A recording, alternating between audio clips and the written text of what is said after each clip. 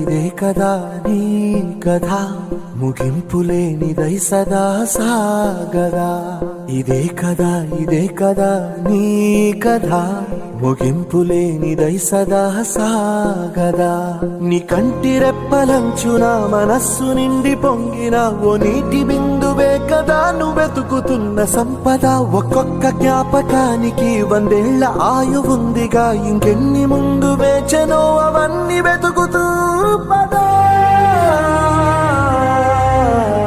మనుష్యులందు నీ కథ మహర్షిలాగా సాగదా. మనుష్యులందు నీ కథ మహర్షిలాగా సాగదా.